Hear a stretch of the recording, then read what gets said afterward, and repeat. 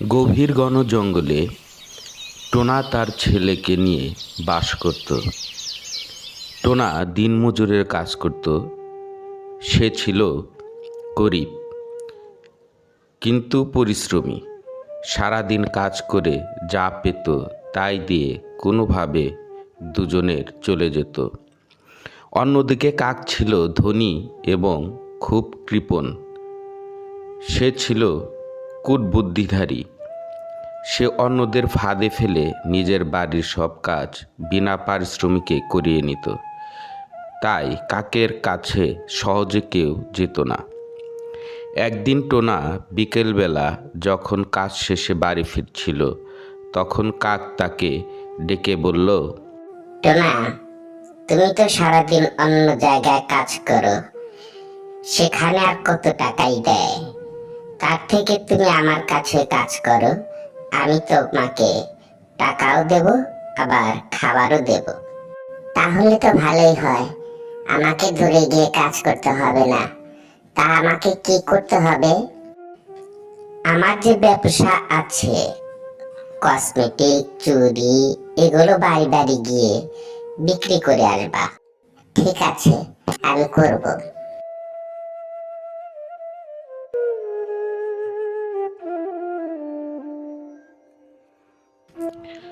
টোনা পরের দিন কাকের কাছে গেল। কাক তাকে একটা ব্যাগ দিল। টোনা সেই ব্যাগ না দেখেই নিয়ে গেল বিক্রি করতে। কিন্তু টোনা যখন তার কাছে গিয়ে বিক্রি করার জন্য ব্যাগটা খুলল, তখন দেখল ভিতরের সব জিনিস নষ্ট এবং ভাঙা। টোনা তখনই সেগুলো আবার কাকের কাছে নিয়ে গেল। কি রে, তার এত তাড়াতাড়ি সব বিক্রি হয়ে গেল? কি করে বিক্রি করব? এগুলো তো সব নষ্ট। কি বলছিস? আমি তোকে সব ভালো দিয়েছি, তুই কই ফেলে দিয়ে নষ্ট করেছিস? এখন বলছিস সব নষ্ট? তোর আমার সব কিছু ফেরত দিতে হবে। বিশ্বাস করো, আমি এগুলো নষ্ট করিনি, আগে থেকে এগুলো ভাঙার নষ্ট ছিল। ঠিক সেই সময় সেখান দিয়ে কবুতর যাচ্ছিল। টোনা ও কাকের কথা শুনে কবুতর সেখানে গেল এবং বলল, কি হয়েছে? তোমরা কি নিয়ে কথা বলছো? কাক সব কিছু খুলে বলল। আমাকে এর ক্ষতিপূরণ দিতেই হবে, তা না হলে আমি ছাড়বো না। তোমার সবকিছুই নষ্ট ছিল, কেন এত মিথ্যে বলছো? কিন্তু টোনার ভুল ছিল, সে নেয়ার সময় জিনিসগুলো দেখে নেয়নি, তাই সে বিচারে দণ্ডিত হলো। কবুতর বলল, তোমাদের দুজনের কথা শুনে মনে হচ্ছে কাকের কথাই ঠিক।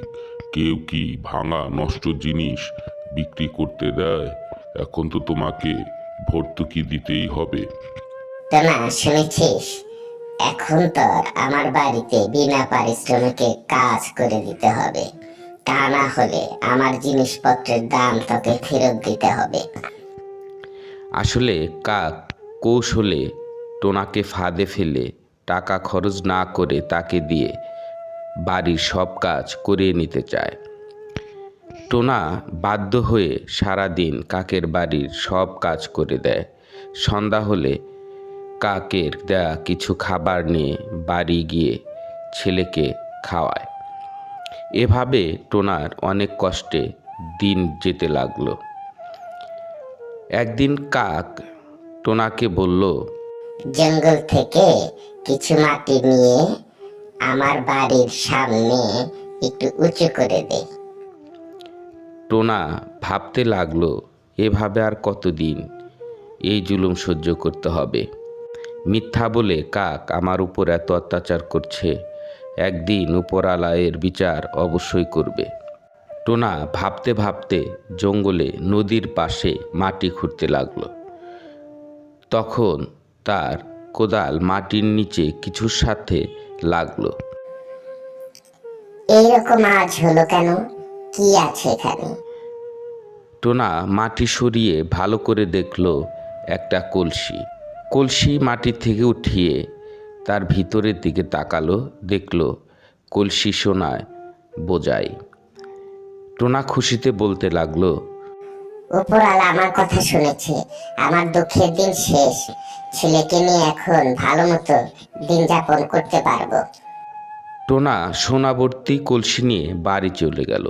সেখান থেকে কিছু সোনা বিক্রি করে কাককে দিল। টোনা, তুই এত টাকা কই পেলি? তুমি বলেছিলে না উপরওয়ালার কাছে সাহায্য চা, আমি তাই চেয়েছি। বিপদে তার কাছে আশ্রয় চেয়েছি, ধৈর্য ধরেছি, উপরওয়ালা তার ফল আমাকে দিয়েছে। এই বলে টোনা সেখান থেকে চলে গেল আর মনে মনে কাককে ধন্যবাদ দিল, কারণ কাকের জন্যই তো তার আজকে এত ধন দৌলত হলো। গরিব অসহায়দের উপর অন্যায় অত্যাচার যতই করা হোক, আল্লাহ কোনো না কোনো উছিলায় তাদেরকে অবশ্যই সাহায্য করে থাকেন। গল্পটি কেমন লাগলো বন্ধুরা? গল্পটি যদি ভালো লেগে থাকে অবশ্যই ভিডিওতে একটা লাইক দিয়ে দিবেন। সেই সাথে নতুন নতুন গল্প পেতে চ্যানেলটি সাবস্ক্রাইব করে রাখবেন।